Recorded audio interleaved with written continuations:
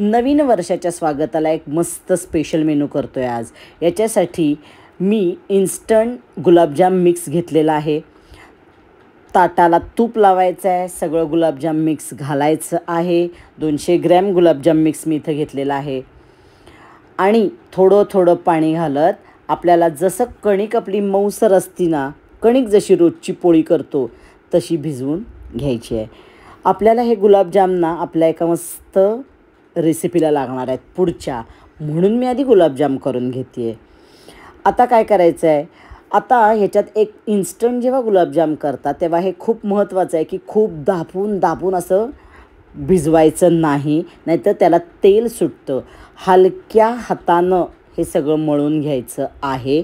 खाली तूप लावायचं, हाताला पहिला तूप लावायचं आणि पाणी घालत घालत सगळं छान भिजवून घ्यायचं आहे, सैलसर असू देत।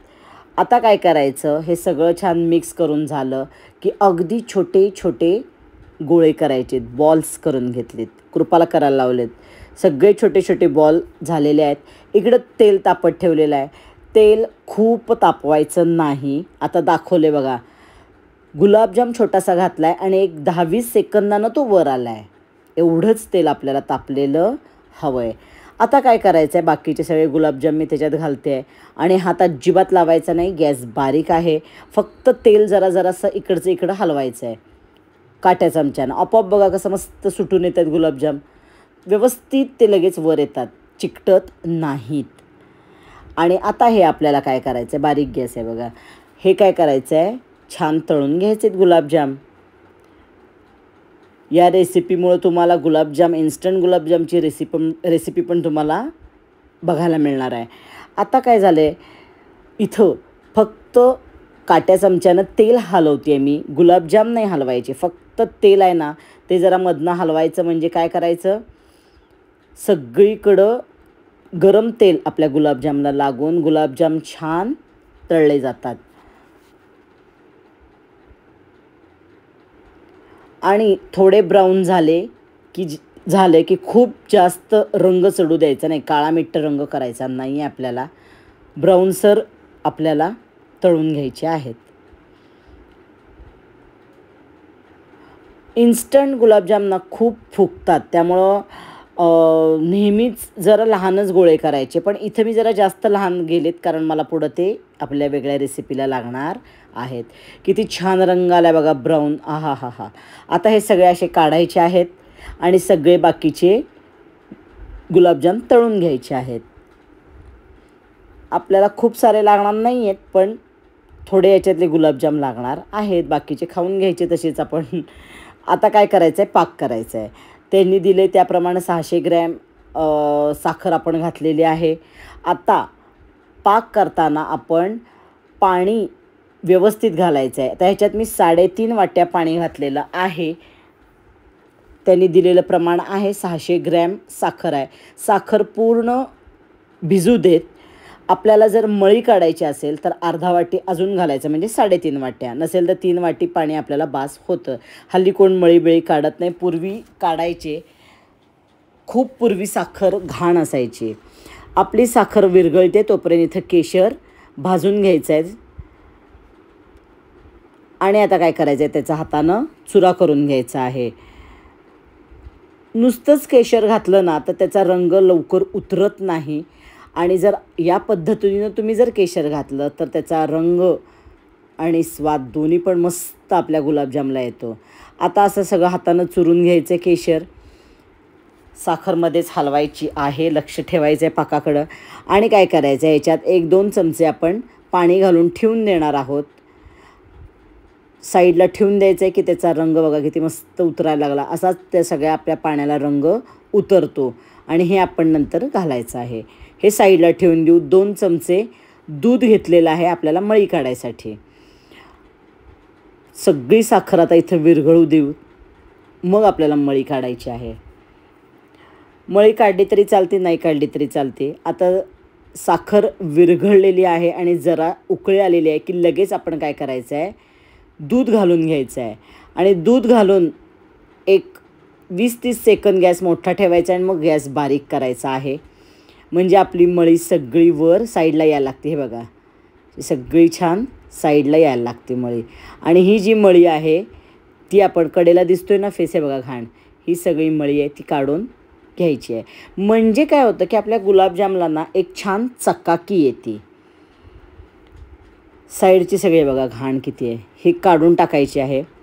आणि आपला पाकसुद्धा आता इथं झालेला आहेच, कारण आपल्याला 1 तारी 2 तारी पाक करायचा नाही, फक्त साखर विरघळू देत.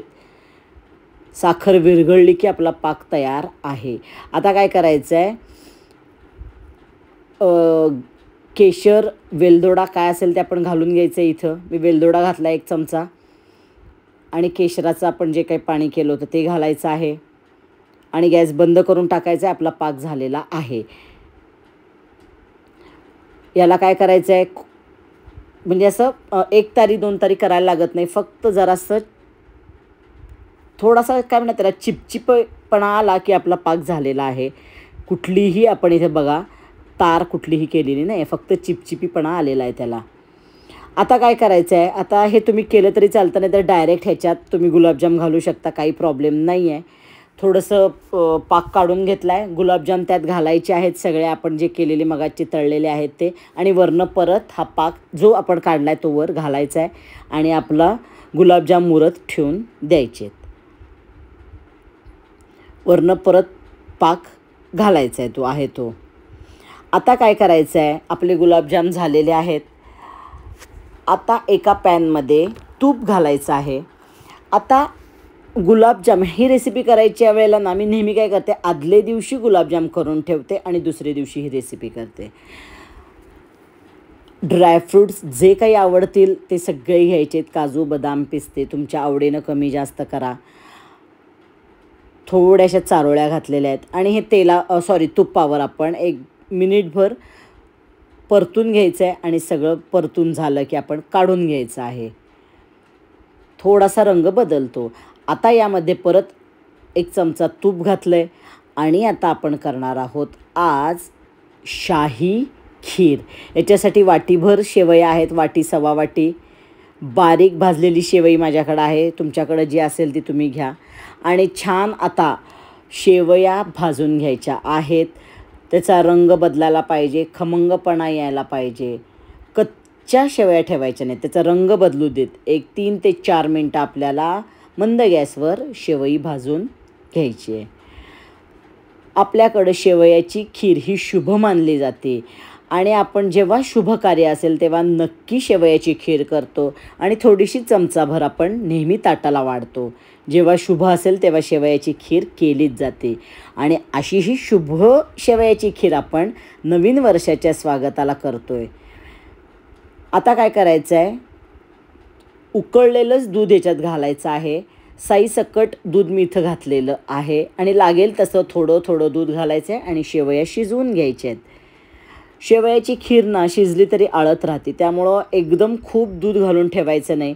जेव्हा आपण खाणार तेव्हा परत थोडं दूध घालून घ्यायचं. आता ही सगळी अर्धा लिटरची साय मी घातली आहे आणि छान सगळं आता मिक्स करून आपल्याला शिजत ठेवायचं आहे. थोडी शिजली की याच्यात तुम्हाला चवीप्रमाणे साखर घालाय, तुमच्यात आवड म्हणजे कमी जास्त गोड तशी साखर तुम्ही घाला. अर्धा वाटी इथं साखर घातली आहे साधारण मी. तुम्ही तुमच्या आवडीनं कमी जास्त करा, तुमच्यात कमी गोड जास्त गोड. आता 1 चमचा वेलदोड्याची पूड घातलेली आहे. केशरचं परत पाणी तसं करून ठेवलं होतं ते पण मी याच्यात घातलेलं आहे. सगळे ड्रायफ्रूट्स घातले, सगळं आपली आता खीर तयार आहे. आणि ही शाही खीर ना कशी सर्व करायची हे बघायचं आहे तुम्हाला. आता जेव्हा तुम्ही खाणार, जेव्हा ताटं वाढणार तेव्हा ही खीर घ्यायची आहे आणि त्याच्यावर आपल्याला गुलाबजाम घालायचे आहेत. आपण काय करायचं आहे, ड्रायफ्रूट्स घालायची आणि वर गुलाबजाम घालायचे आणि मग सर्व करायचे आहे. म्हणजे तुम्ही ही खीर अशी तयार करून ठेवा आणि मग त्याच्यावर वाढताना गुलाबजाम वाटीवर असे 2-3 छोटे छोटे गुलाबजाम द्या. सुंदर लागतात, अतिशय सुंदर रेसिपी आहे, युनिक रेसिपी आहे. नक्की करून बघा. आवडली तर लाईक करा, शेअर करा आणि चॅनल सबस्क्राईब करा. भेटूया पुढच्या व्हिडिओला.